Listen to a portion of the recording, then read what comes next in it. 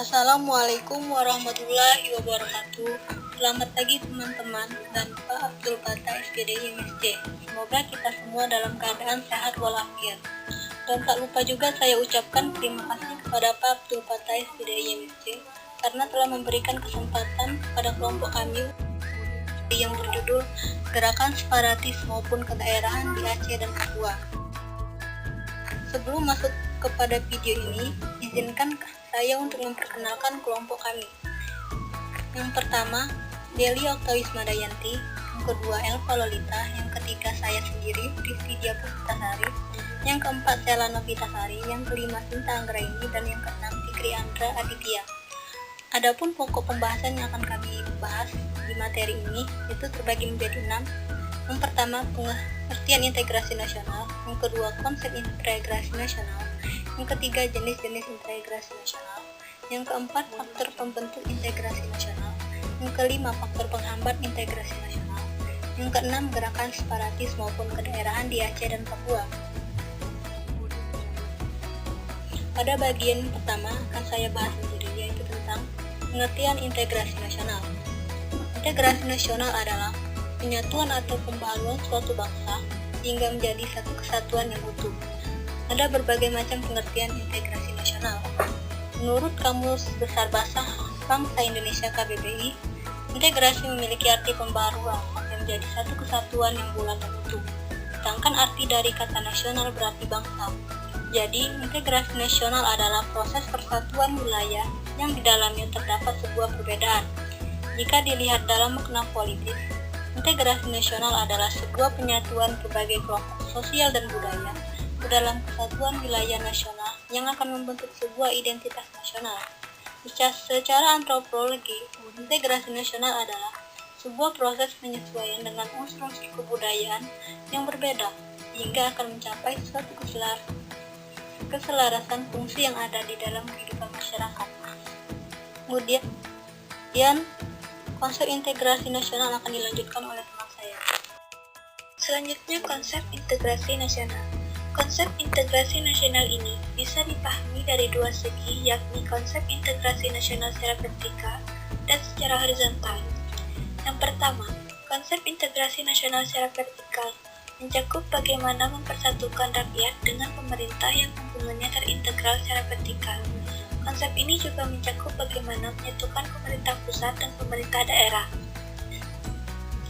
Yang kedua, konsep integrasi nasional secara horizontal mencakup bagaimana menyatukan rakyat Indonesia yang tingkat kemajemukannya cukup tinggi, bagaimana membangun identitas kebangsaan yang sama, meskipun masyarakat memiliki jati diri golongan, agama, etnis, dan lain-lain yang berbeda.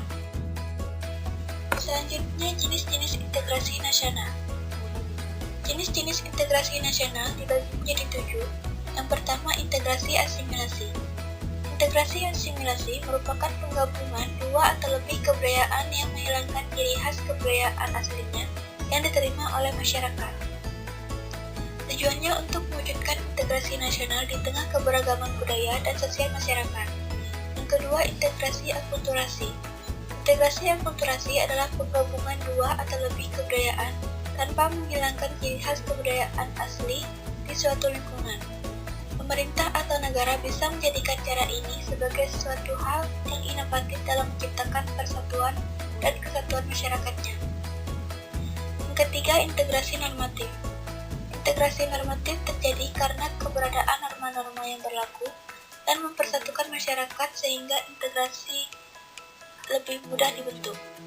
Dengan berlakunya norma itu, masyarakat telah bersatu dan sepakat untuk menjalankan dan menaatinya. Yang keempat, integrasi instrumental. Integrasi instrumental terjadi dan tampak secara nyata sebagai akibat adanya keseragaman antar individu dalam lingkungan masyarakat. Hal itu bisa terbentuk karena adanya kesamaan antar individu atau kelompok dalam lingkungan hidup. Yang kelima, integrasi ideologis. Integrasi ideologis terjadi dan tampak secara nyata karena adanya ikatan spiritual atau ideologis yang kuat tanpa adanya paksaan.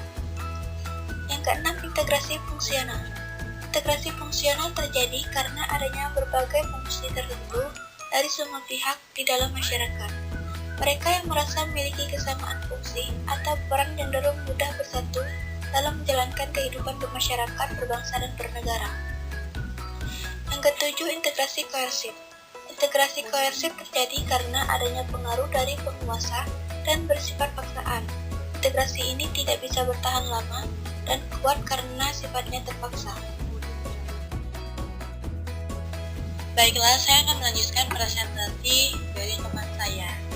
Jika sebelumnya kita sudah menjelaskan tentang jenis-jenis tentang integrasi nasional, sekarang saya akan menjelaskan mengenai faktor-faktor pembentuk integrasi nasional. Nah, ada apa saja sih faktor pembentuk integrasi nasional?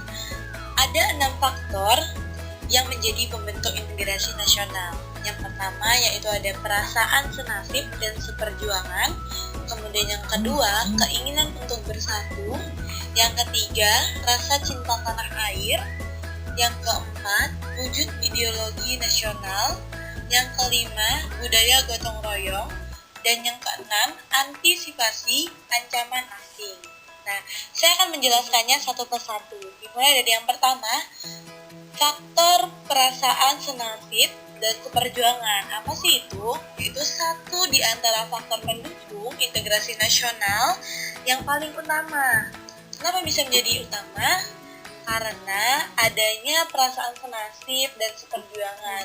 Hal tersebut muncul saat masa penjajahan, di mana warga negara Indonesia bersatu untuk merdeka karena dilandasi keinginan yang sama tanpa memperdulikan suku, agama, ras, dan golongan. Nah, kemudian yang kedua yaitu keinginan untuk bersatu. Satu di antara peristiwa yang menunjukkan keinginan persatuan Indonesia adalah Sumpah Pemuda yang terjadi pada tanggal 28 Oktober 1928. Warga Indonesia ingin bersatu dalam semangat perjuangan yang sama, sesuai cita-cita nasional. Nah, untuk yang ketiga yaitu faktor yang ketiga, rasa cinta tanah air.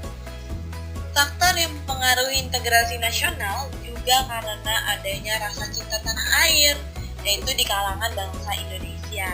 Hal itu dibuktikan saat masa perjuangan dalam merebut, menegakkan, dan mengisi kemerdekaan Republik Indonesia sampai dengan sekarang. Nah, faktor yang keempat yaitu faktor wujud ideologi nasional.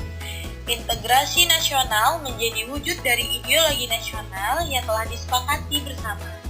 Lewat ideologi Pancasila, Indonesia yang mempunyai banyak perbedaan atau keragaman bisa tetap bersatu. Hal itu dikarenakan nilai-nilai Pancasila yang diterapkan dalam kehidupan bermasyarakat, berbangsa, dan bernegara. Nah, yang kelima yaitu ada faktor budaya gotong royong. Kita sering sekali mendengar tentang gotong royong. Nah, faktor pembentuk integrasi nasional bisa timbul karena adanya budaya gotong royong, yang mana kita ketahui budaya gotong royong ini merupakan ciri khas dari kepribadian bangsa Indonesia secara turun-menurun sejak dulu dan tetap dipertahankan hingga sekarang. Nah, kemudian faktor yang terakhir yaitu ada faktor antisipasi ancaman asing, yaitu faktor yang membentuk integrasi nasional dan juga merupakan faktor penting, yaitu untuk mengantisipasi ancaman dari luar. Bentuk ancaman dari luar bisa berupa pengambilan wilayah atau pulau paling luar Indonesia. Baiklah, sekian pemaparan dari saya. Selanjutnya akan dilanjutkan oleh teman saya Fikri. Oke, baiklah, selanjutnya saya akan menjelaskan tentang faktor-faktor penghambat integrasi nasional, yaitu ada 5. Yang pertama, masyarakat Indonesia beraneka-ragaman. Yang kedua, wilayah Indonesia yang sangat luas. Yang ketiga, kuatnya paham etnosentrisme. Yang keempat, tidak meratanya pembangunan. Dan yang terakhir atau yang kelima, budaya asli mulai tergerus. Oke, baiklah, sini saya akan menjelaskan yang pertama, masyarakat Indonesia beraneka ragam. Masyarakat yang ada sangat beraneka ragam, mulai macam-macam kelompok suku, agama, ras, dan golongan lainnya. Bahkan tercatat ada ribuan suku yang ada di Indonesia. yang membuat integrasi nasional menjadi penghambat karena mencoloknya perbedaan yang ada. Kemudian yang kedua, wilayah Indonesia yang sangat luas. Seperti yang kita ketahui, negara Indonesia adalah negara kepulauan yang dimana memiliki lebih dari 17.000 pulau dan dipisahkan oleh lautan. Kemudian yang ketiga, kuatnya paham etnosentrisme. Paham etnosentrisme adalah fanatisme suku bangsa yang mempersepsikan kebudayaan yang dimiliki lebih baik dari kebudayaan lainnya. Hal ini membuat tiap suku di Indonesia menganggap bahwa budayanya lebih baik dari suku lainnya.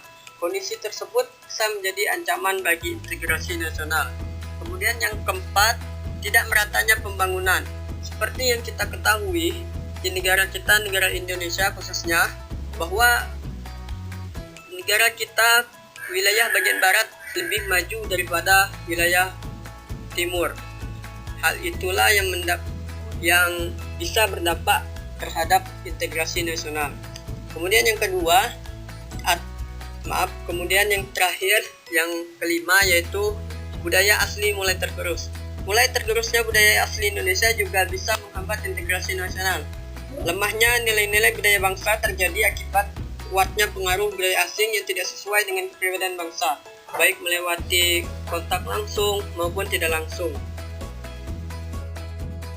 Oke, selanjutnya contoh kasus yang kelompok kami ambil yaitu gerakan separatis maupun kedaerahan di Aceh dan Papua.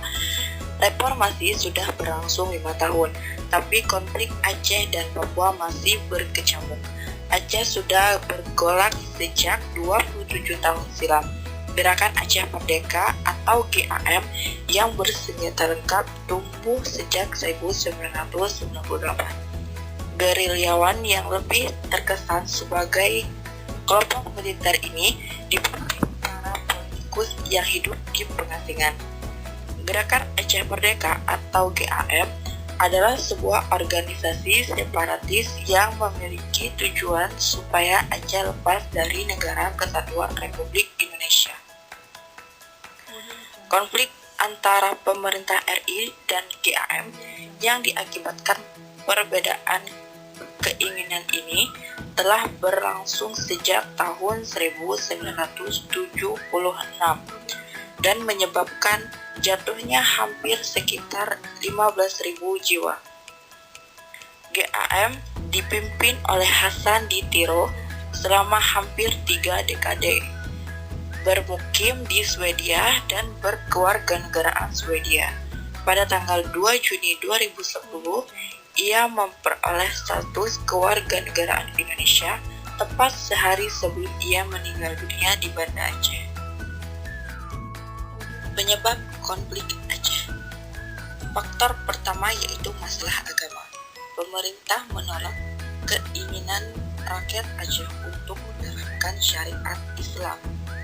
Maksud Aceh tidak ingin memisahkan diri dari Republik Indonesia, tapi hanya diberi izin untuk menerapkan syariat Islam spesial hanya di wilayahnya.